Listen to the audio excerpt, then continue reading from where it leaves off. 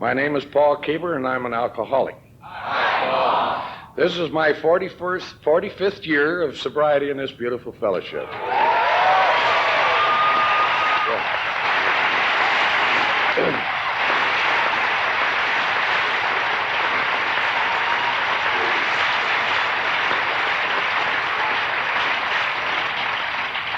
Now, it pleases me very much that you're impressed. I'm impressed.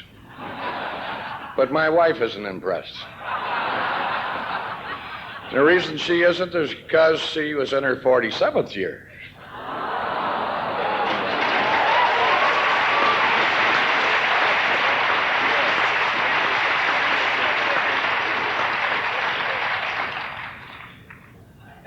And this morning, with your indulgence, I would like to inject a personal note here.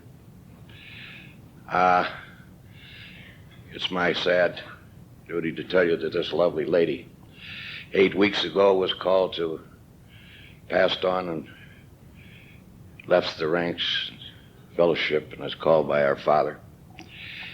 For 3 years, she battled the big C, and we lost the fight inch by inch and day by day, and finally, the Father of us all said, it's enough, and he took her home.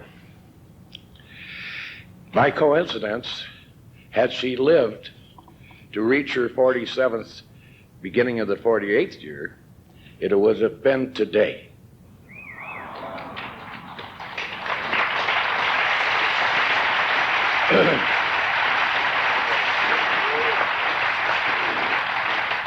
And so this morning I feel that I would like to not only talk and share the experience of the recovery experience in this fellowship, but I also feel as though that Kay is with us this morning too. I think I'd better tell you who I am, besides that. People in my group refer to me as a bald-headed bleeding deacon with the sex appeal of a wet noodle.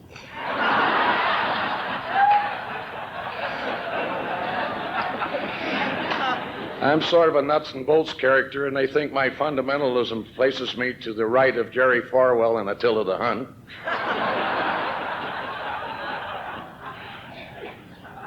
I heard it whispered the other day, never ask Kiebler the time of day, he'll make you watch.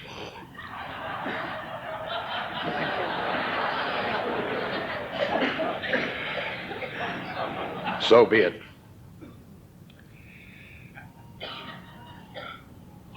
One of the beautiful experiences in AA is to look back. I was told one time that you cannot prove that a rudder will steer a ship until the ship is moving. And when I look back and I examine, and I'm really well acquainted with some of the early people, the pioneers, I think perhaps I'm one of the most fortunate people in AA. I was exposed to both the founders and the early people in the group. I hasten to tell you I was, of course, not there at the birth, but I was sure in hell there at the christening. And I was able to be exposed and to have the beautiful experience of working with and having them sponsor me. And so the things that I want to talk about this morning are the reaching back. This is a year of passing it on. Passing it on. It seemed for years that our special number we had was 12. 12 steps, 12 traditions, 12 concepts, 12 promises. But now we got a new one, 50. 50 years, just think of this. For thousands and hundreds of years we were relegated and dumped into the garbage can of untouchables. One of the Bible people tell me the first drunk wrecker was Noah. He got drunk, and God called him a task for getting drunk, and Noah said, I don't know the strength of the grapes. So he set up the first denial system we've been working with ever since.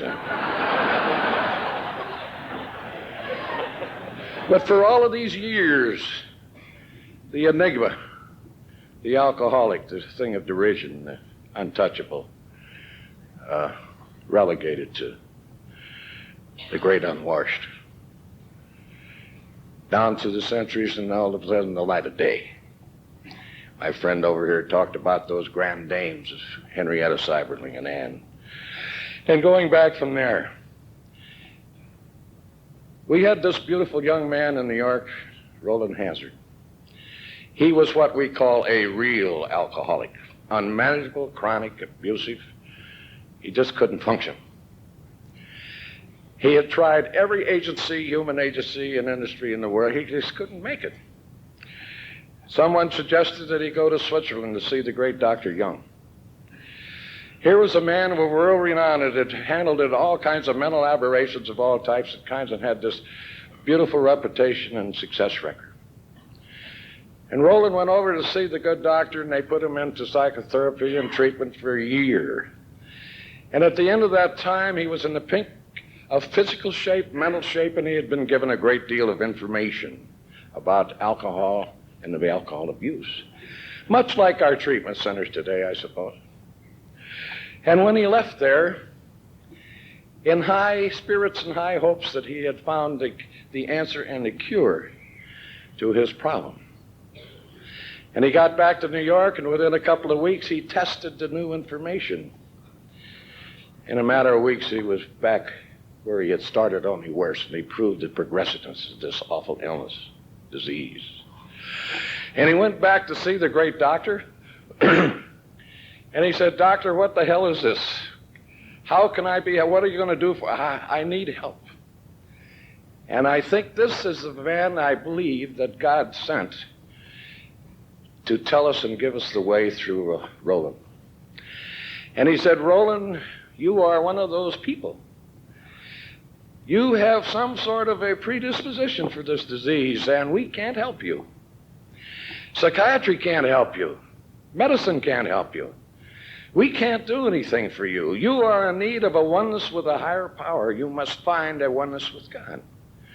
You must find a pathway to a higher understanding. You are in need of a religious experience." Can you imagine? Think of the integrity of this great scientist. You are different. You are in need of a religious experience. And perhaps, I suppose, for the first time in history, spiritual concepts were addressed this problem, this awful disease of alcoholism. I don't have to carry on the rest of this conversation. He came back to New York and got into the Oxford Fellowship, those people who gave us our spiritual concepts. He had a spiritual experience or awakening and acquired some sobriety, and he took it to Abby Thresher, a schoolmate who took it to Bill, and they all went back to the Oxford Fellowship for the first 4 or 5 months and got some more of this goodies of spiritual concepts. And Bill's famed trip out to the Akron, in which he got in touch with Bob through the offices of Henrietta Seiberling and Anne. And the peculiar part, in looking back, a whole series of unrelated events, Bob Smith and others had been going to the Oxford Fellowship, and they knew all about these absolutes, and they knew all about the spiritual context of this thing, but they did not have that ingredient in the thing we talked about this morning, one drunk sharing with another. So when Bob and Bill got together and began to share their experiences, these spiritual experiences, a recovery system began to come into being. Think of that. The Washingtonians, many people had tried these things before. There had been success with drunks working with others without the spiritual concepts, and then you had the spiritual concepts without the drunks. But now you had the full circle. The full circle. With your indulgence, I'd like to read this. I understand this was in 1935, or 38, really. And it says, "The pioneers of AA. Dr. Bob, 12 men and women who knew their stories are in this book, have passed away. All have maintained complete sobriety for periods ranging from 15, 19 years until this book was printed. Today, hundreds, and I could say thousands of additional AA members can be found who have had no relapse for at least 15 years. All of these, then, are the pioneers in AA. And so we have all of these pioneers. How did they get to be pioneers? And when I look back at my own experiences and the love and the tolerance that was shown to me, it is unbelievable There's times when I look out like this and I think it's a delusion. When's the other shoe going to drop? It's here. We have this beautiful, beautiful fellowship. And I think in these last 6 to 8 weeks that I've gone through this experience of this tremendous loss, my guts were open and bleeding. I don't believe I've ever appreciated anything in AA like I have. I had calls from all over the country, letters. I had people call and say, I don't know you and you don't know me, but I want you to understand. And I'll tell you, I don't think that there will ever be another experience in my life like that. The reinforcement that came from you beautiful people all over the country will never be forgotten. Not only me, but my family, my friends, everybody exposed to this. And for that, I am so damn grateful. I just can't tell you how much I love it. I think also that if I am to pass on in a message, that the only thing that I can pass on to you is my own personal experience. I think that I'd love to tell you I have some credentials to do other things, but I don't. And it pops into my mind the thing that we always did when Kay was alive. In spite of the fact that she needed constant attention all the time, she insisted that I come to the conferences. And when I leave, I bring the tapes home and we'd have another conference. And that's how she got to know all you people. Intimately. Intimately she knew you. And so I did this. Well, we used to play a little game, and I suppose all people have a little game they play. And I would call her, and she'd say, how's the conference? And, of course, I would tell her how beautiful it was. How are the speakers? And I would tell her how wonderful they were. And she'd say, how do you feel? And I say, hell, I don't know. I'm intimidated and nervous. And she'd say, don't worry about a thing. Let me give you a little advice. Now, besides being my wife and a self-appointed black belt sponsor, there wasn't anything about her that was second class when it came to handling me. And she said, the advice I'd like to give you is this. Don't talk about anything that ain't in that big book at our first 164 pages. Don't preach. Don't tell any of your corny stories. And for God's sakes, keep your coat on and act nice.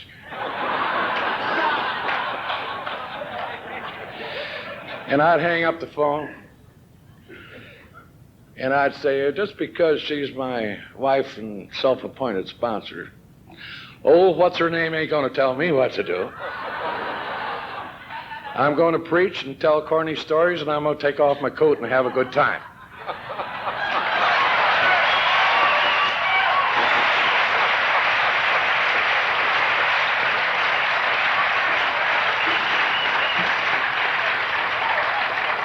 It's the only way I can keep my dignity, I guess.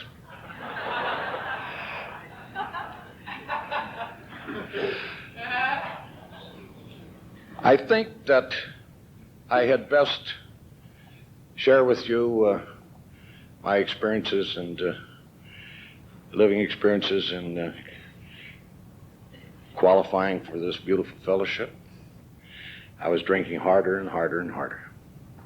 No longer was I getting up in the morning to get that ale for my dehydration. I was now moving into the hard stuff. I was drinking medicinally. John told me, medicinally. And if I didn't get a few belts in order to try to eat, I'd begin to shake pretty damn bad, and it scared the hell out of me. Along with this thing, I was also developing some other things. I began to hallucinate. Every time I tried to chop it off for a couple of days, I'd go through hell. It just wasn't worth it. I got a real peculiar phone call. One of the agencies called me and told me I went up to Connecticut and I found out my wife was a spy.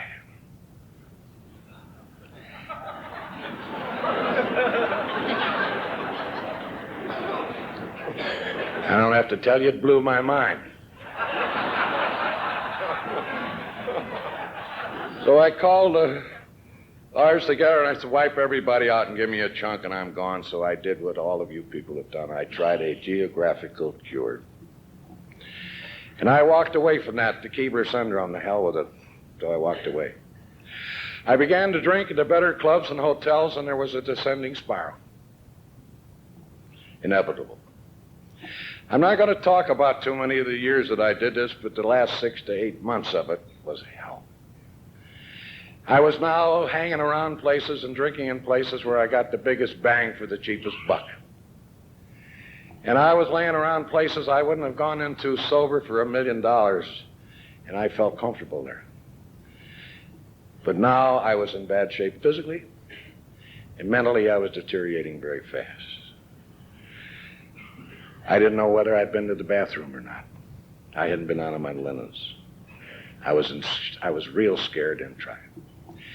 Now, around the Great Lakes, they have a drink up there that the winos exist on. And I went into this place. It was underneath the bridge. It was a haven for people like me. And the specialty of the house was Purple Death. This was the bottom out of the wineries. It was dry, and it would keep it down and hot. And it would keep you out of the convulsions of the DTs. But you had the spaces. For 30 cents, you could get 14 ounces of this stuff, and about every 3 hours, you had to get some in to keep it going. And so my new friends, the B-girls, the prostitutes, and the bartenders, kept me alive for that 6 months. It was below zero, it was cold. And I suddenly began to develop that impending doom. The people that came in the door, I wasn't sure were after me. The paranoia. I began to wonder who the hell they were, and I began to wonder what I could do to help myself out of this situation. And here was a moment of truth. And when I look back, I can see the hand of God in this thing just as ABC. The moment of truth was that if I stayed there, I was going to die, and if I left there, I was going to die.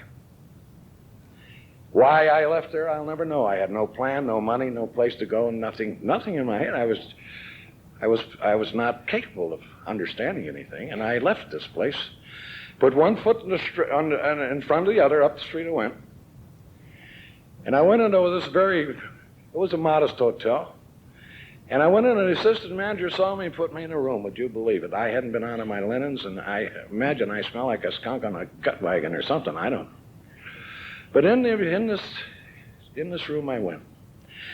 Now here is a series of unrelated events that Nick the Greek wouldn't give you 40 million to 1 that happened, and it did. This assistant manager was an in-law of one of the kids that was in the group from Akron that was on his way back to Akron and stopped in for a visit.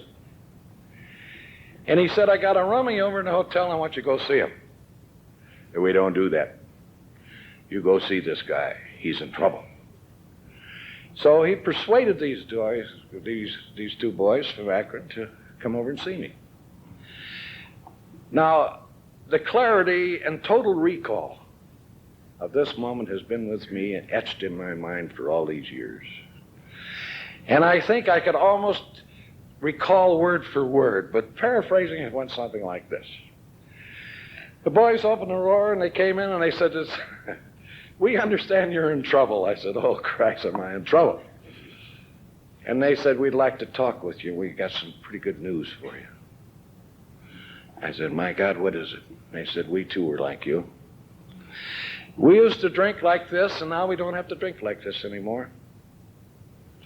Now imagine, I had defended my position to drink to death.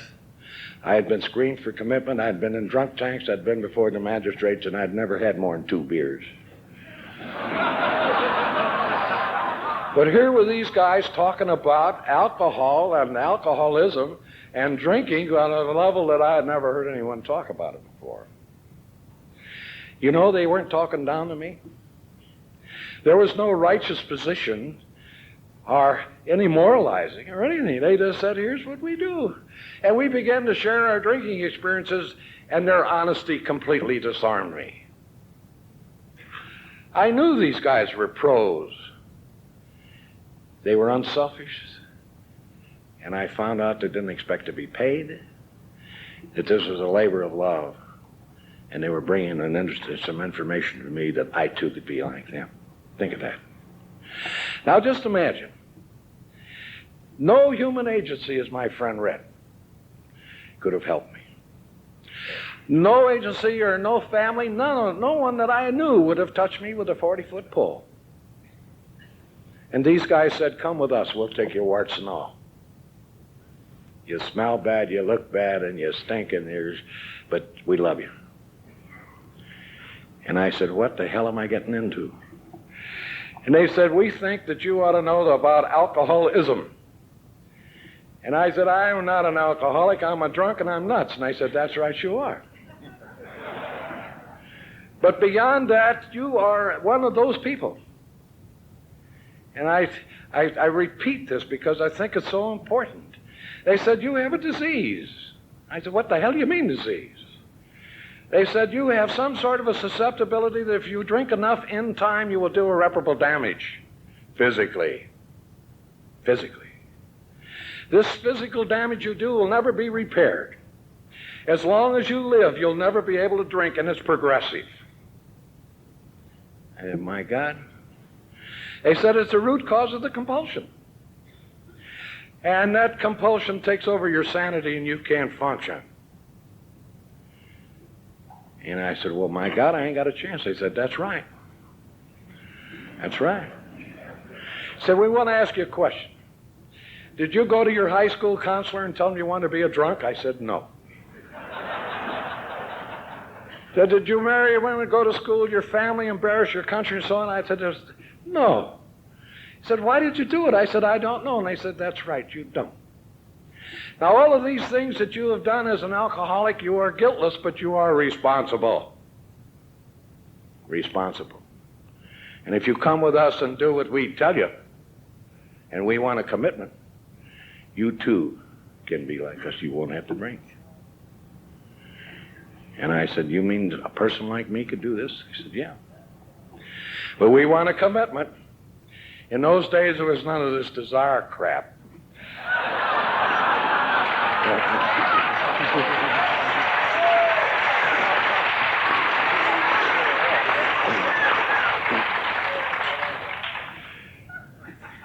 So I said, all right. So I went down, and they said, we want you to do one thing. And I think this is a real interesting thing. We don't talk about this much anymore either. The system they put me on was called HALT. Hunger, anger, lonely, tired. I got some formaldehyde, and I got 2 or 3 shots of rye for a few days, and they coasted me over the convulsions. I didn't have them. They filled me full of tomato juice and sauerkraut juice and said, don't cough.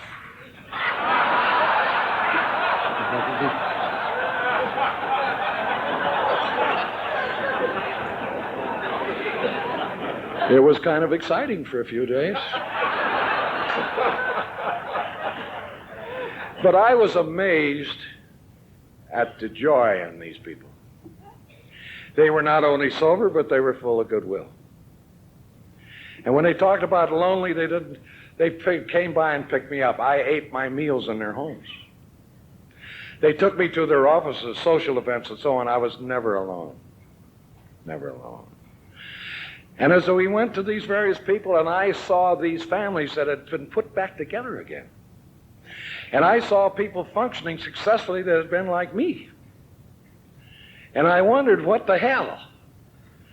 And they said, we live a God-directed life. A God-directed life. And that's what I want to share with you this morning, a God-directed life. I saw these people. They were attractive. The second step, coming to believe, was before my eyes. They were not only talking it, saying it, but they were living it.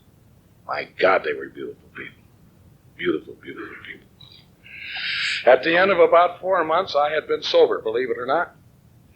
It had been the type and kind of 1 minute and an hour at a time, and I had a white-knuckle sobriety, and I was wound so tight I couldn't buy a newspaper without a fist fight. It was just unbelievable. I just couldn't handle myself. Mentally, I couldn't function. They'd say, be so-and-so, and I'd forget, and I'd run it. It was scary. It was scary. I went down to the meeting one night. Bob Smith and all of the early people were there. Our meetings were entirely different than they are here. And I listened to the talk that night, and I went over to see Paul Stanley, who was to become my sponsor. The 4th man in, a beautiful, beautiful man. And I said, Paul, I ain't going to make this thing. And he said, why not? And I said, well, everybody's smart. You quote the King James Version of the Bible and the Sermon on the Mount and William James and all of these people. I said, hell, I can't find my ass with both hands in back of me. I don't have any classical information. I'm just a tramp athlete. I don't have any of this background that you people are talking about. I don't have the wheels. I'm not smart. He said, thank God. And I said, why that? He said, you don't have to unlearn anything.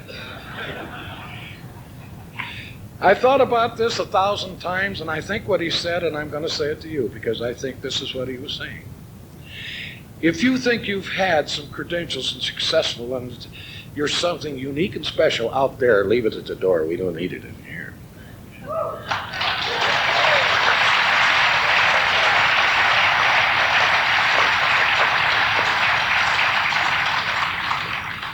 And he said, we don't have any gurus. We don't have any experts. We have a recovery system that's built around 6 steps and the 4 absolutes, which now are our 12. And he said, if you want to get into this thing and get well, he said, I'll sponsor you. And I said, fine, Paul, if you think there's a possible chance for me, I'll do any damn thing you tell me. And he said, fine. He said, we will start immediately on a series of spiritual experiences. I couldn't spell spiritual, but I said, whatever the hell it is, let's get going. And he said, these steps are so designed, they overlap, and there's a spiritual momentum that once you start going, you will remove the obstacles between you, God, and your fellow man. And you will find a power greater than yourself. And I said, Paul, I don't know a thing about God. I said, I haven't the least idea of an abstract idea like God being personally interested in me. It doesn't make sense. He said, that's right, it doesn't to you. It will if you do what we tell you. And I said, what do I do? And he said, I'm going to take on you as your sponsor. I will share with you the experiences and understanding I have with each one of these steps. Nothing more. Don't go to anybody and ask them for any information. We don't deal with problems, we deal with solutions. And he said, these steps are the authority, not Bob Smith, me, or anybody else. I said, okay. He said, we'll begin with the 3rd step tonight. And I said, no problem, I read it. He said, what? I said, I read it. I don't have to tell you, 2 hours later, I had a different idea of what the context of that step was. So we went down to the meeting that night and took the 3rd step, and I took the 3rd step on my knees in front of the group. And I said, the 3rd step prayer that I deliver my will and my life into your care, that you'll remove the bondage of self, that I may know your love and your will for me and your instrument. Nobody laughed. When I got up from there, I had a strange, I suppose it was a spiritual experience, because when I got up from there, I felt as though that I had been accepted by the group. And believe me, it's my opinion that you don't become a member of AA till you take the 3rd step. It's the beginning of your personal recovery. You can go to 1,000 meetings, and until you're willing to get into that removal of the obstacles between you and God and your fellow man, you're just socializing in AA. Take it or leave it.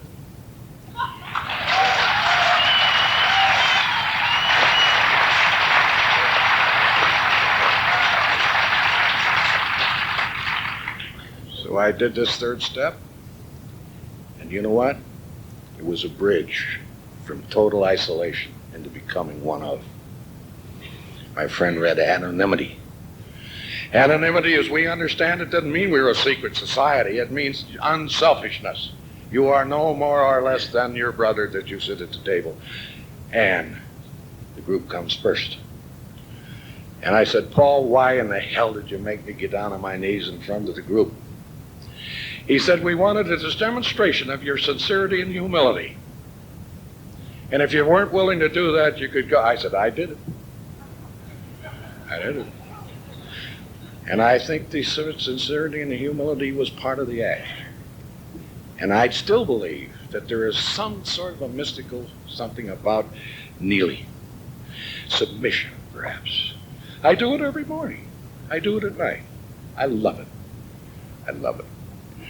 And so I got through that, and I said, Paul, what do I do now? And he said, we take your inventory. And I said, hell, I don't know anything about it. He says, real simple.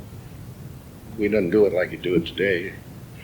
So you make a list of your family, your antecedents, your business citizenship, your neighbors, mankind, the whole human ecology. What do I do? He said, you put on the things you're ashamed of. The things you did, you're ashamed of. He said, put on the things you're ashamed of that you should have done that you didn't do. I said, oh my God, that double-barrel deal. And I listed all of these things. And I said, Paul, how do I know the nature of the wrong? He said, we have 4 absolutes: honesty, unselfishness, purity, and love. This is a criteria. You can take those 4 absolutes and put it into any situation and ask yourself 4 questions. Is it right or wrong? Is it ugly or beautiful? How does it affect the other fellow? Is it true or false? The nature of the wrong. A lie is a lie is a lie. Dishonesty is dishonesty is dishonesty. And so it was. And when I examined the nature of the wrongs, it took me from a nitpicking a bunch of crap into the big league. When I looked at the alienation of my family, my friends, and people in the company and my citizenship, I was appalled. And he said, that's who you are. He said, your inventory is who you are, not what you think, your education or anything. Whatever you brought, forget it. He said, you didn't bring anything to us in the first place. He said, how do you think you got sober? I said, I don't know. He said, it was a gift. It was a gift from God through the spiritual energy of the group. If you now are going to find out something about cleaning house and your personal recovery, the grace of God you must earn. And this will do by cleaning house. So I had this inventory.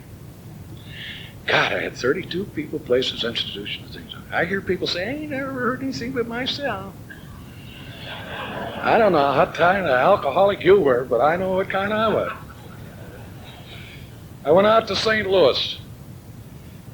I found a kid that had been raised in a cradle. He'd caddied for me. We were close. And I said, Rowdy, I need about 10 minutes of your time. 4 hours later, I'm hammering this kid with this stuff. His eyes are getting bigger. And I want to tell you how dishonest I was. There were 2 things that I wasn't going to tell him. Would you believe it? I found out the difference between confession and catharsis. Because as I took that list and I began to talk about it, you know what happened? Out popped the 2 things. God didn't want me to be a liar. I went back to see Paul, and I said, Paul, I've had a religious experience. He said, you're just beginning. I said, how come? He said, every one of these wrongs, the nature of the wrong has an attending shortcoming and a defect. Shortcoming, the thing you should have done, you didn't do. The defect is the thing you should have. You don't need any Webster dictionary or 12 and 12 for this stuff. It's ABC. And when I put down the shortcomings and the defects next to each one of these wrongs, oh boy. And he said, these are the cancerous things that will keep you unhappy, perhaps even for relapse and for your very soul. They have to be dealt with, but not from your viewpoint. And he said, all of the people I've ever seen in AA that got in trouble were tried to deal with shortcomings and defects with their own resources. He said, you don't have the spiritual values to do this. He said, you can get a book on how to win friends and influence people, how to make $1 million. You can get a book on how to make love standing up in a hammock if you want it. But he said, God, stay away from the how-to books. And I said, what do I do? He said, back on your knees again in front of the group. This time, he said, surrender it all. In the 5th step, you surrendered your wrongs to God and another human being. And I said, why the other human being? He said, this is a surrogate for humanity. You can't take God there, humanity here, the earth here, and then divide it. It's one. And he said, this time I want you to consider something. I strongly suggest that you consider God to be a God of love. He said he demonstrated his love for you when he gave you sobriety. You didn't bring it with you. And I don't know, Paul maybe be the one that brought this little saying, and he said he saved you from the ocean. He ain't going to let you drown in the bathtub. But he said this prayer that you're going to offer tonight is to surrender it all. Give him the good and the bad. And I said, if I do that, will he remove my shortcomings and defects? He said, yes, he will. And I said, when?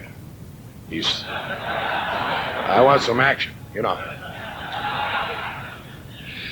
And this is the thing I think is so damn important. He said there will be no spiritual regeneration. There will be no spiritual awakening until you have asked God to take these things and put them in their proper place. Because if you don't, the shortcomings and the defects will flood in. You'll be in that position you were before. If you surrender them to God and ask him to take it over, it must be followed immediately by a list of people that you have harmed. And until you make restitution and amends, forget it. Restitution and amends. Took me 2.5 years to go through that restitution and amends. Every time I made a effort, I took those 4 absolutes with me. And I said a prayer that I would not try to manipulate or try to be dishonest or misrepresent something to go in and tell them what the hell was going on. Every time that I did this, I was received in kind, believe it or not. I'm talking about competitors, the IRS. I'm talking about the States Department, banks. I'm talking about a directorate I screwed up. And I could go on and on and on. It's amazing what can be done when you take these positive spiritual concepts and take them into your life and put them out there and ride them. Amazing. Pops into my mind. Every industry has an outstanding man. I wasn't it. We had a pompous bastard that was sort of the head of our industries. I didn't like this guy. We'd have a meeting and everybody say, Dave, what do you think, Dave? Okay, Dave? Everybody, Dave? Nobody said Paul.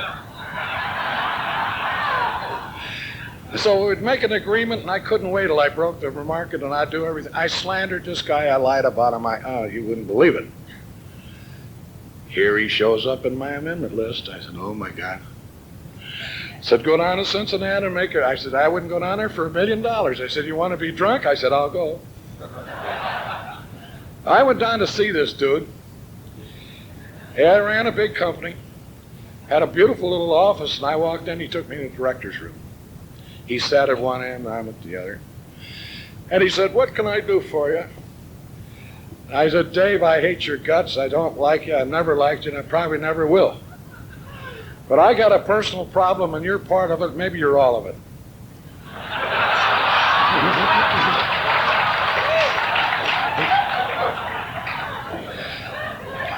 And I said, I've been jealous of you. I've lied about you. I've slandered you, and I've told lies, and I'm damned ashamed of it. From this moment forward, I don't know how, if I can make restitution and amends, but from this moment on, I will not engage in that kind of crap again. He said, my God, what's this all about? And I told him about this group over in Akron. He said, my God, he said, I've always been afraid of you. And I said, why? He said, you got drunk over in Pittsburgh and would have pushed me out of a 9-story window in a hotel. I was always a gentleman when I drank. But the reason I'm saying this is this. He called in his personnel people, and he called in some of the union people, and they had a meeting, and I stayed there all afternoon. And he put in today what we call an EAP program, and I'll bet 10,000 people got sober in that area in the next 40 years.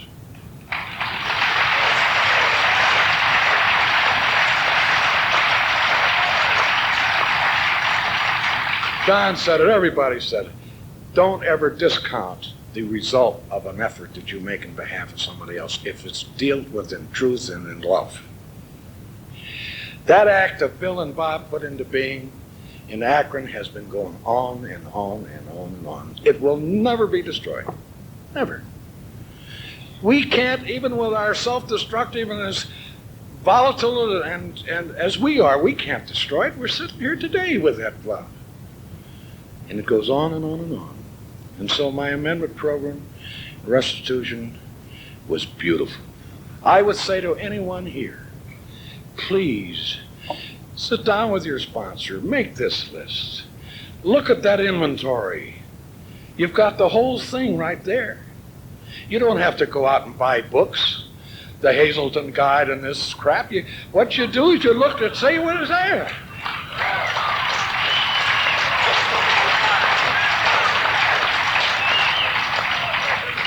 And if you've done it wrong, you've done it wrong. And here's what you're really fooling with. You're not only talking about your personality, you're not talking about this. You know what you're fooling with? You're fooling with your soul. Your very soul. Think of that. The gift of the second life. Those steps between the third and the ninth tell you this. If you have completed those steps between the third and the ninth, and it is an ongoing spiritual momentum, if you complete those steps, you will find what? Emotional stability. You will find that you can use your talents, latent or otherwise, in your intellectual capacity. You will have learned something about your fellow man, and self-seeking slips away. And you're not full of fear anymore, because financial insecurity doesn't depend on hustling. It depends on being a good, competent employee or worker. Guaranteed. Guaranteed. You will find that God is doing for you things you can't do for yourself. Intuitive thoughts. Beautiful. Anyone who wants to measure your spiritual condition, take each one of those promises and put 1 to 10 and see how you're doing. Maybe you won't be walking on water. None of us are. And I think at the end of 5 years that I had gone through experiences that I had beyond my dreams. In the meantime, I'd met this lovely girl. We were the youngsters.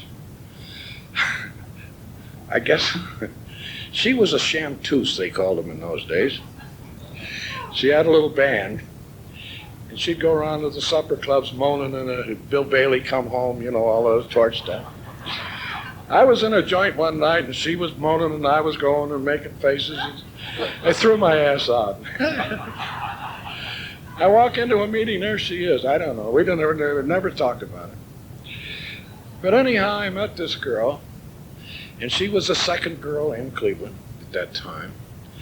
And the girls were not exactly too well accepted, but she knew how to handle people. So anyhow, they said, Paul, you take Kay, or Kay, you take Paul. And we not only got acquainted, but we got to be friends. Got to be friends. And I found that when I was around her, I was happier. I had never had a platonic relationship with a woman. I didn't understand women. I certainly knew nothing about love.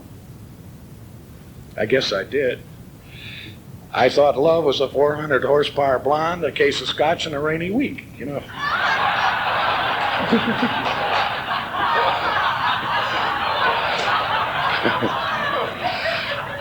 But we got to be friends, and as time went on, she became a habit, and I found that it was just kind of a natural thing.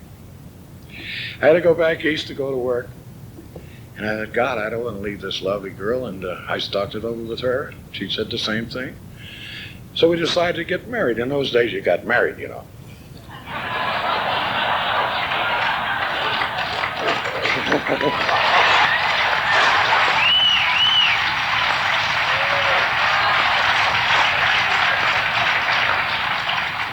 So we got married and fell in love, raised a family, did it backwards. And had she lived to this day, between us we would have had 93 years of sobriety.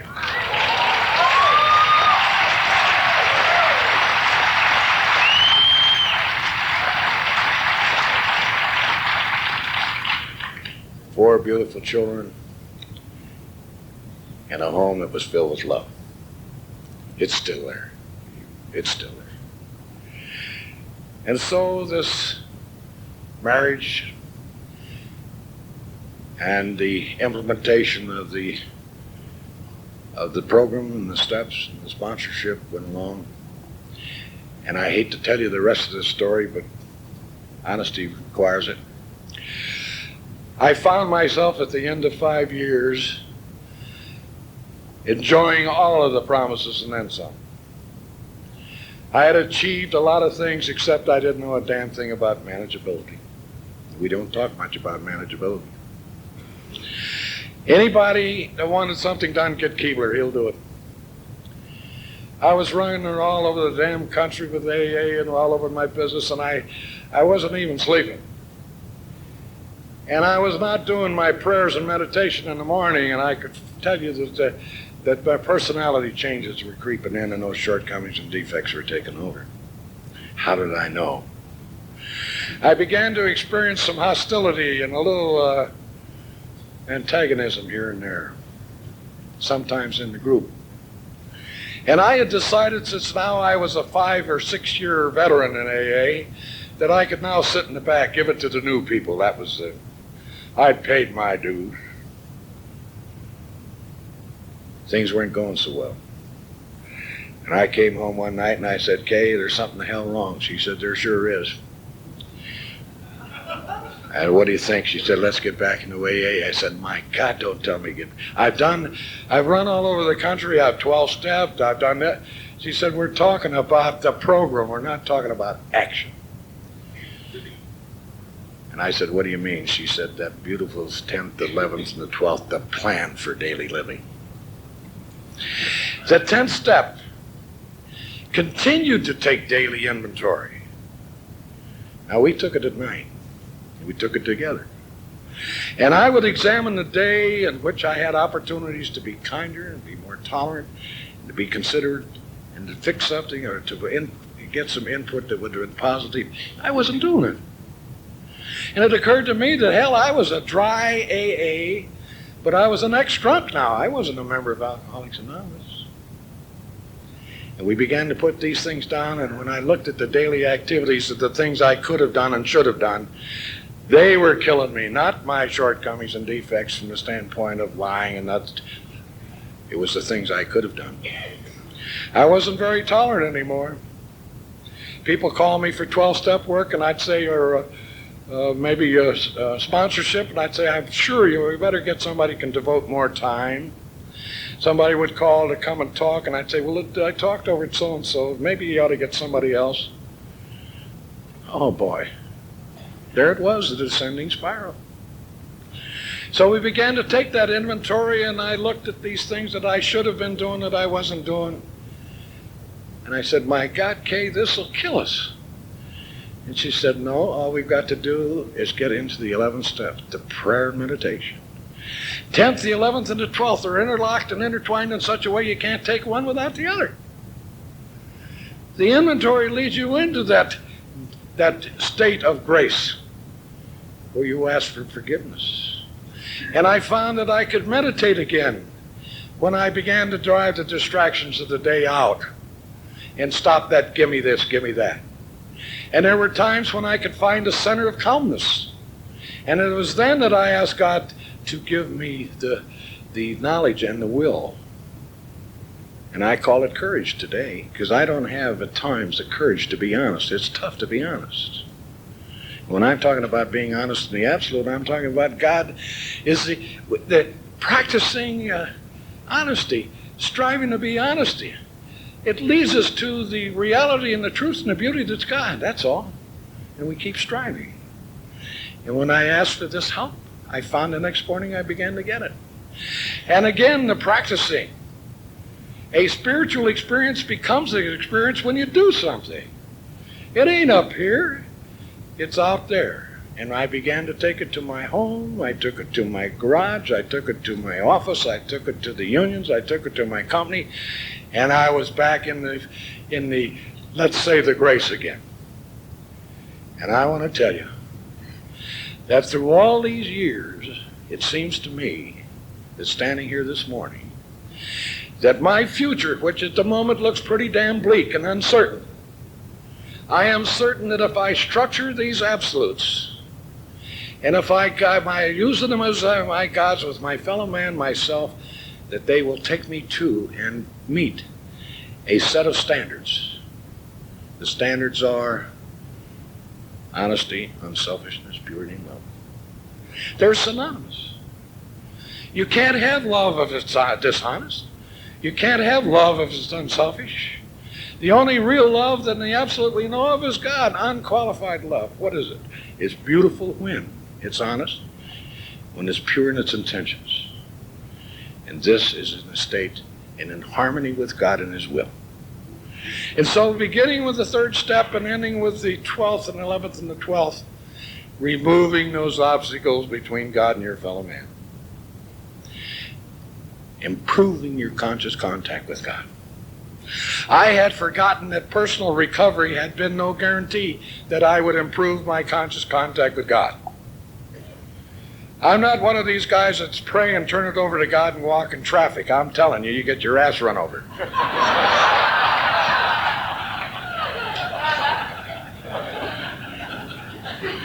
We know when we're in harmony.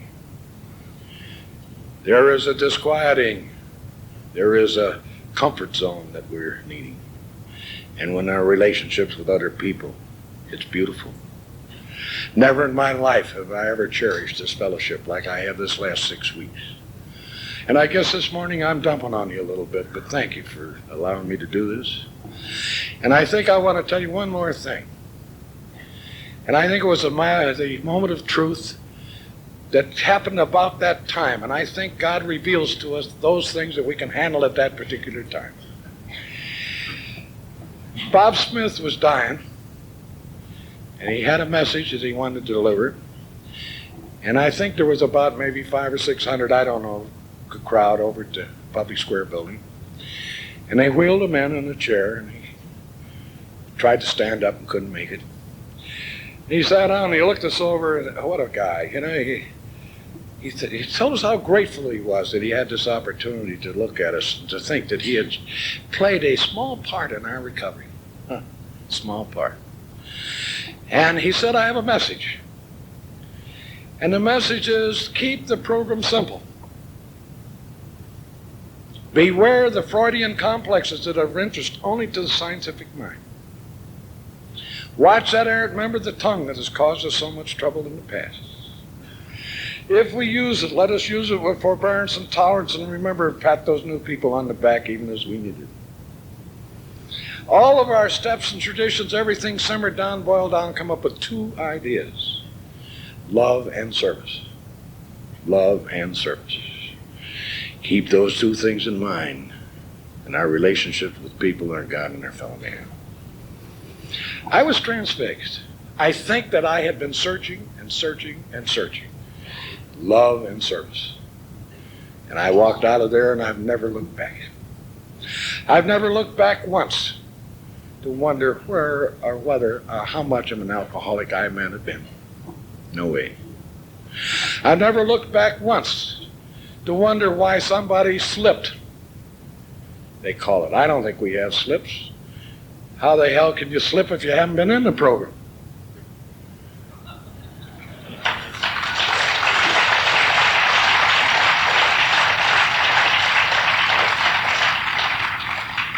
And I have been privileged over these years to play a part, as Bob played a part, in my recovery and in passing it on. Just a beautiful, beautiful thing. Now I would like to close this morning living one moment at a time, enjoying one day at a time, trusting He will take this world as it is, not as I would have it.